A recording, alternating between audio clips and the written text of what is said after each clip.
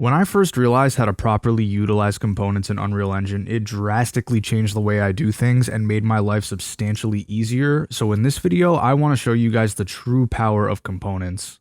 Later in this video, I'll show you how I used components to make an extremely modular interaction system. But let's start at the beginning.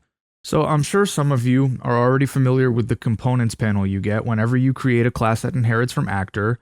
Here I'm in just a basic actor class that I've named example actor. And over here, you've probably done things like added static mesh components. Maybe you've added lights, maybe you've added projectile movement components, whatever it could be. And all of these things share something in common. Components in Unreal Engine are just scripts that you attach to your actor. So if you're coming from Unity, these are Unreal's equivalent to scripts that you attach to your prefabs. The static mesh component, for example, is a script that contains all the logic needed to render out a static mesh and attach it to your actor. I'm also sure a lot of you have noticed that when you create a new blueprint class, you have two options here for components. You have an actor component and a scene component. And the difference between the two are this. Actor components don't contain any sort of transform data. So I'll just name this my actor component. And we'll go ahead and we'll add it in here. And you'll see that it doesn't show up anywhere in the 3D view. These are good for doing things like managing data. You'll commonly see them used in inventory systems where there may be a lot of different things in the world that act as an inventory system. So your player may have a literal inventory system. You may have a container that can hold items, much like an inventory system. And inside of an inventory system, all you really need to do is manage data. It doesn't matter where on your player in 3D space this component is. Whereas if I create a scene component and I add that in, you'll see that this does show up in the 3D viewport. Now, if we take a deeper look at this by going to create asset, blueprint class, and we come down here to all classes, we can type in component. And we can see here that the base of all components is actor component, which is this right here. If I scroll down here and collapse a few of these, we're going to see that scene component actually inherits from actor component. So everything the actor component has is on scene component. And then when we look in scene component, this is all the stuff we're probably used to using. So we have our camera component here. We have decals. We have primitives, which contain our meshes and our skeletal meshes. And the cool thing here that I think not a lot of people realize is you can make your own subclasses of most of these. So for example, we can create a custom static mesh component and we can call this my static mesh. And as it stands, this isn't anything impressive. If I go and I add this into my actor, so let me just delete these real quick. If I go in here and I add my static mesh, it doesn't do anything differently than a regular static mesh component, but we can go into here and add a whole bunch of custom logic. Another thing about components is notice how they have all these values over here in the details panel, so you can change up their data in here without having to write any additional code. Furthermore, you can scroll down and you can see that they contain their own custom events. So what we're going to do for the majority of this video is we're going to make our own static mesh component. It's going to have a bunch of exposed data in the details panel here. And what we're going to have it be is a static mesh component that can rotate in the 3D scene. Now, I know there's already a rotational movement component or a rotating movement component that will rotate the actor as a whole. So this is a little bit redundant, but we're going to do it on the static mesh level so that we can just add a bunch of rotating static meshes in here if we want. And I think it serves as a good example to build upon. So real quick, I'm going to delete this static mesh out of here and I'm going to clean up my content browser so that we can start from scratch. We can keep the example actor. We're going to continue to use that. So just like I did before, I'm going to create a new blueprint class and I'm going to type in static mesh. And we are going to look for not static mesh actor, static mesh component, select, and I'm just going to call this SM_rotating mesh. Okay, I'll save everything. We'll go in here and now we'll start to think about what kind of data we want exposed and the logic that we need to drive this functionality. So I'm going to delete event tick And the first thing I'm going to do is create a variable, and we'll call this rotate on begin play. All right, and we'll give it this value so that we can decide if we want this to start rotating on begin play or if we want to make it rotate later on. Okay, and what I'll do is I'll actually set this to true by default. Now, if I compile and I add this to my example actor, so SM rotating mesh, you're going to see we get that rotate on begin play over here in the details panel. So a good thing to do when you're doing this is to categorize your variables so that they're cleaner inside of your actor. So we'll add this to a category called rotation settings. All right, so we're going to keep it pretty simple because I don't want to get hung up on the logic for making something rotate. This is more about components, but what we're first going to do is create a couple of custom events. So the first one's going to be called begin rotating. The next one's going to be called stop rotating. And then the third one's going to be called rotate. Now, what I'm going to do is I'm going to use timers instead of event tick just because they're a little easier to control in my opinion. If you don't know what a timer is, don't worry. I have a whole video on them that I'll link to. But in short, timers will make it so that I can have one of these events run over and over again at whatever interval I set. So what we're going to do is on begin rotate, we're going to call set timer by function name. And we are going to call rotate. We're going to set this to looping, and I'm just going to set the time to 0.01. Okay, let's move this down. Now on stop rotating, we're going to call pause timer by function name. And again, we're just going to call that rotate function. Now on begin play, if we rotate on begin play, so we'll do a branch here, then we'll just call begin rotating. Okay, so if this is true, which I have it set to true by default, it's going to call this, and then this timer is going to make this event run every 0.01 seconds, and this is where I will drive the actual rotation. So what I'll do is I'll create another variable, and we'll make it a float, and we'll call it rotation speed. Again, this is very simple, but it will serve our purpose well. All right, so down here, what I'm going to do is I'm going to call set relative rotation. Self is the target because we're trying to rotate this static mesh. And for now, all we're going to do is we're going to rotate it on the Z axis. So I'm going to grab this rotation speed and we'll set it to a default value of 2.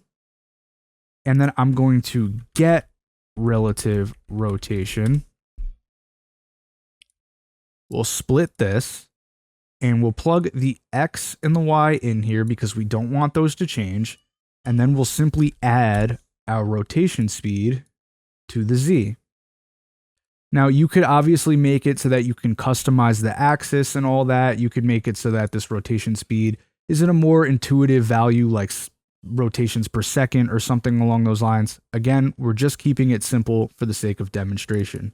So let's see what we have so far when we go into our actor. So if I save and compile this, and then compile our example actor and select our SM rotating mesh, you're going to see that we have that rotation speed over here now, but it looks like I accidentally spelt the category name wrong for one of them. So you'll notice that rotate on begin play doesn't have a space, whereas rotation speed does. So let's just get rid of that space so that they're in the same category.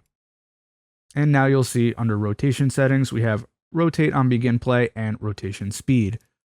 So now if I set this to something like a cube, and we drag our actor into the world and hit play, you'll see that it's rotating. Now, why did we just do all of this? Why is this useful? Well, I can create any number of actors and just slap this mesh on it and not have to write any code whatsoever. I just set its rotation speed and whether or not I want it to start on begin play, and it just works. I can go into this actor and I can duplicate our rotation mesh. Let's bring it up here. Let's start it with a different rotation. And let's maybe speed it up a bit. We'll set the rotation speed to 5. And we can make a third one and a fourth one. It really doesn't matter. We don't have to write any additional code to do any of this.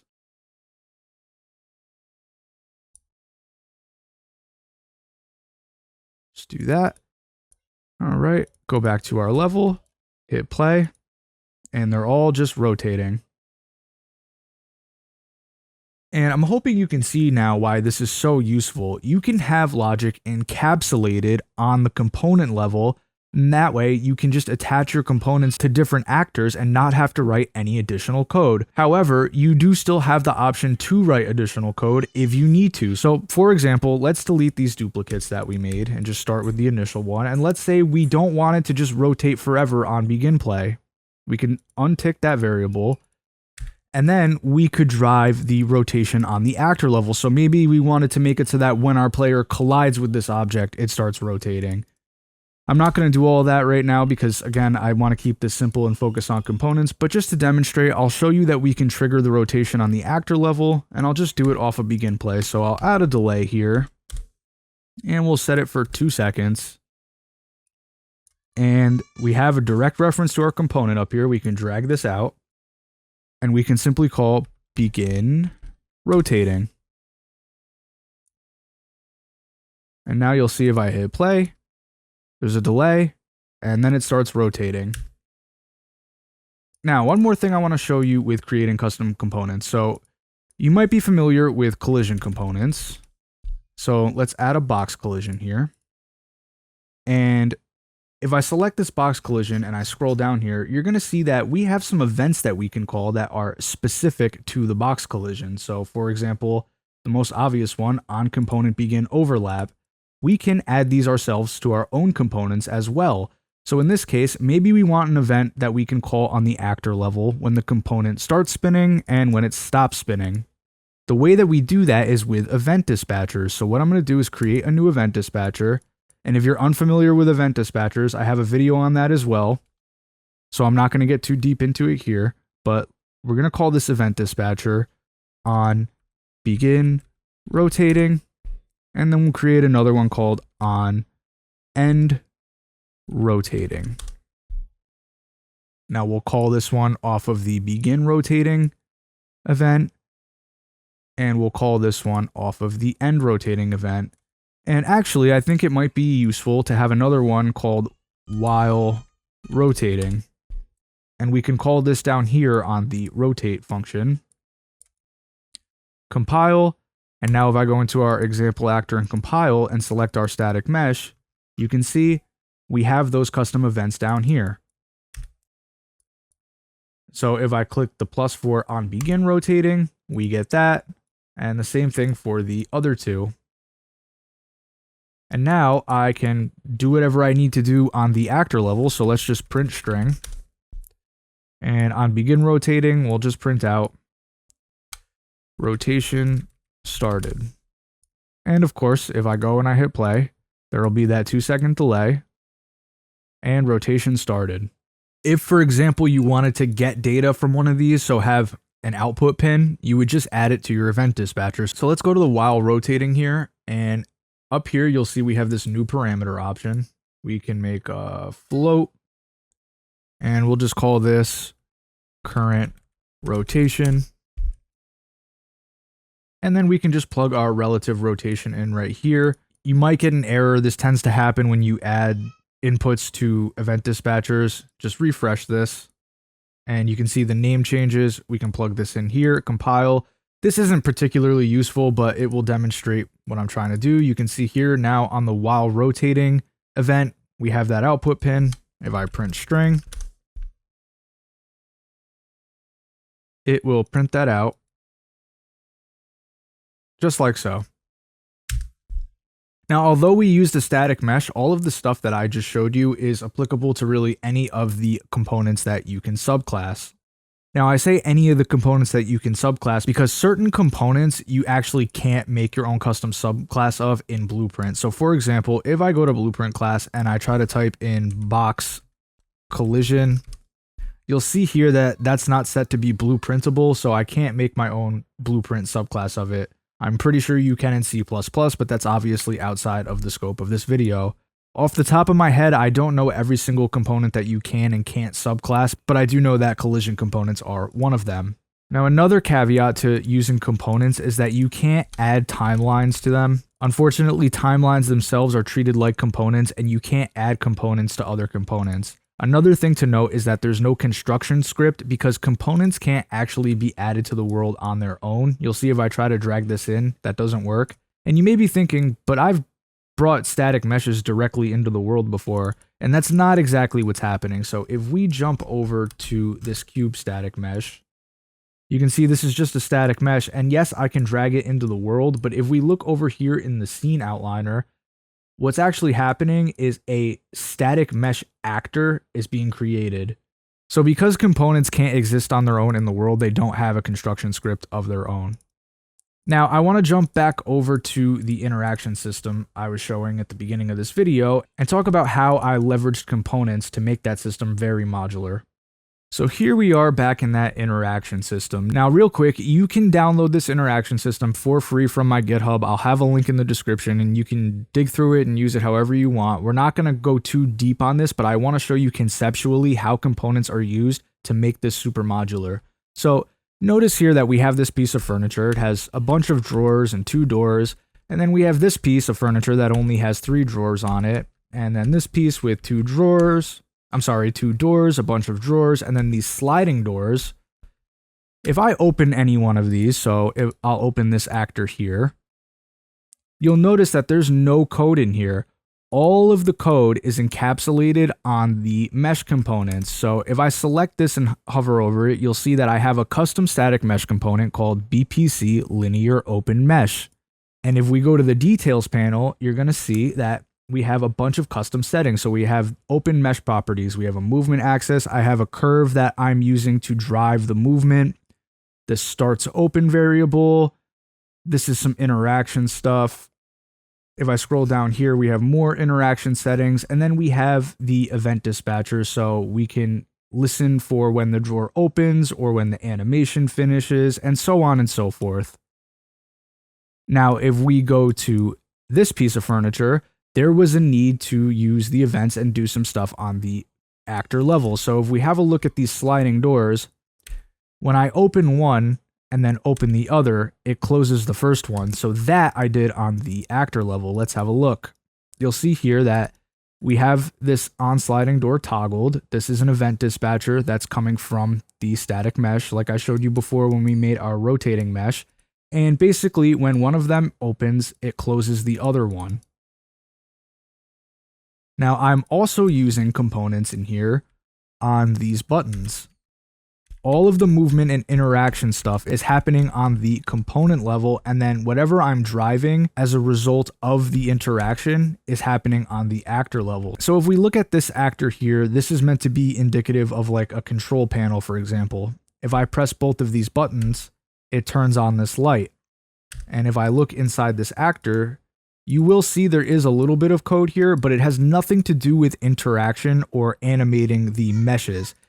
Basically, all that's happening here is we're binding to the events where these are pressed, and if they're both pressed at the same time, we're turning on the light.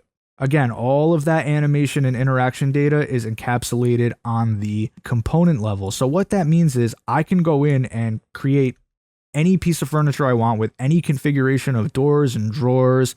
I've also made this in a way so that it doesn't even have to be doors and drawers. You can use this to animate a toilet seat lid, for example. Anything that you interact with that rotates or moves linearly, you can use these meshes for. Now with the buttons, say you want to create a whole bunch of control panels in your game with a different layout of buttons, levers, switches, joysticks, whatever. If you do all of the common stuff on the component level, you won't have to write additional code for dealing with things like which component am I looking at, which one am I interacting with, how do I animate it.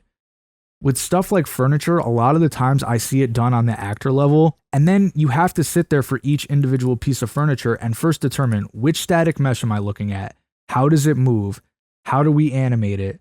So for example, if I did this on the actor level, I would have to do that for all of these different pieces, and then if I wanted to make another static mesh, I would have to do it all over again. So encapsulating like functionality on the component level just makes life a lot easier. Now, I'm not really going to dive too deep into the code for the components themselves. It's nothing all that special. You can, again, download this project and have a look at it for yourself. If I were to try and explain everything in this interaction system in one video, it would be hours long. But I totally encourage you to download this project, use it however you'd like, and just have a look at how the components are laid out. So I hope now that you have a better understanding of how components can be used to really make modular logic. If you guys have any questions, comments, or concerns, please leave them down below. You can also ask me in my Discord. I hope you guys enjoyed the video, and I wish you the best of luck in your projects.